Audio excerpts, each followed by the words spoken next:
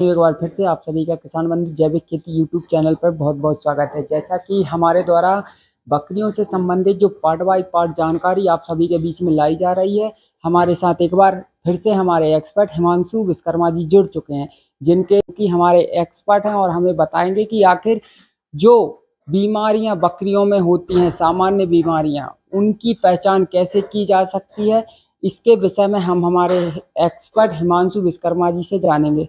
भैया एक बार फिर से आपका किसान बंधु जैविक खेती यूट्यूब चैनल पर बहुत बहुत स्वागत है। जैसा कि हमारे किसान बंधु जो दर्शक हैं वो पार्ट 3 में एक बार फिर से हमसे जुड़ेंगे और जानेंगे कि सामान्य बीमारियां जो बकरियों में होती हैं उनके विषय में आप हमारे किसान दर्शकों को बताएं। आपका भी बहुत बहुत स्वागत है कुलदीप जी हमारे फार्म पर। और बकरियों में तो वैसे बहुत सारी बीमारियां होती हैं, पर अगर अपन सभी बीमारियों की बात करने बैठेंगे तो बहुत टाइम लगेगा। मैं कुछ जो सामान्य बीमारियां हैं उनके बारे में आपको जानकारी दे देता हूं। पहला तो होता है स्किन डिसीज हो जाती है, कई बार खुजली हो जाती है, कई बार बाल झड़ जाते हैं, फोड़े फुंसी हो जाते हैं। फिर आता है आपका बुखार होना, दस्त होना, जुकाम होना, सर्दी होना, खांसी होना। तो इनके जो है इलाज सभी के अवेलेबल हैं। आप घरेलू नुस्खों से भी इलाज कर सकते हैं और अब ट्रीटमेंट भी दे सकते हैं, एलोपैथी वगैरह, होम्योपैथी।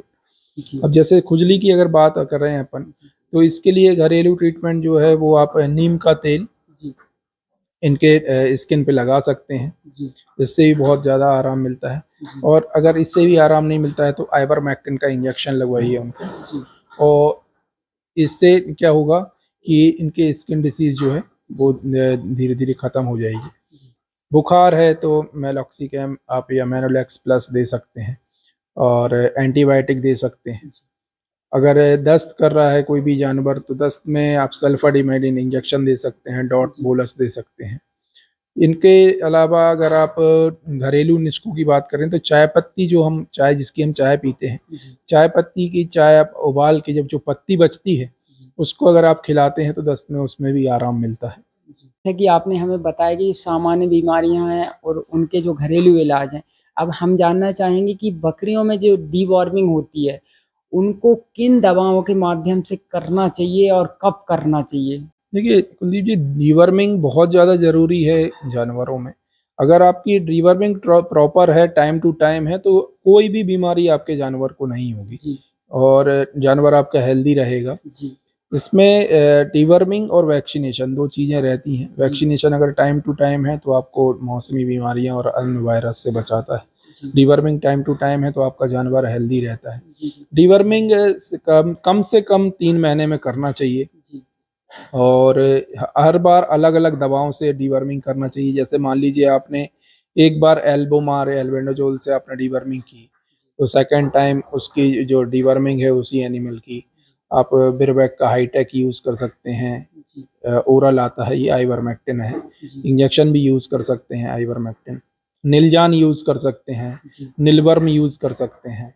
इस तरीके से अलग अलग दवाइयों से अलग अलग प्रकार से अलग अलग कीड़े के लिए ये डीवर्मिंग की जाती है। इससे जानवर स्वस्थ रहता है और आपका वेट गेन भी करता है और हेल्दी भी रहता है।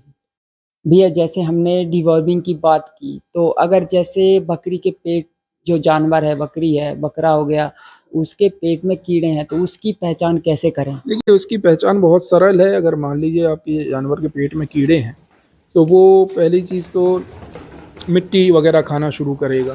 दूसरा, उसका जो फर आप देख रहे हैं वो रूखा टाइप का हो जाएगा, उसके फर पे चमक नहीं रहेगी। आंखों के नीचे की जो पुतली है वो सफ़ेद हो जाएगी।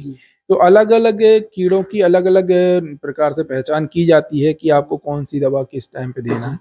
पर एक रेगुलर अगर आप शेड्यूल मेंटेन करते हैं 3-3 महीने का, 3-3 महीने का, तो इसमें आपको किसी भी चीज़ की ज़रूरत नहीं पड़ती। आपके पास अगर एनिमल अवेलेबल है और आपके पास आपके एनिमल को अगर कोई दिक्कत नहीं भी है तो भी आप डीवर्मिंग करिए, कोई प्रॉब्लम नहीं। जैसे भी आपने इतनी महत्वपूर्ण जानकारी दी, यह वीडियो हमारा जो था जो सामान्य बीमारियों से संबंधित था। इसके बाद हम जो अगला वीडियो लेकर आएंगे वह स्कीम से संबंधित होगा और उसके बाद जो अगला वीडियो होगा हमारा जो बकरियों को दाना किस प्रकार से दिया जाता है। इसके बाद हम लेकर आएंगे आपके लिए जो बकरियों का टीका होता है, टीका किस प्रकार से और कौन से मौसम में और कब टीका लगवाना चाहिए, इससे संबंधित रहेगा।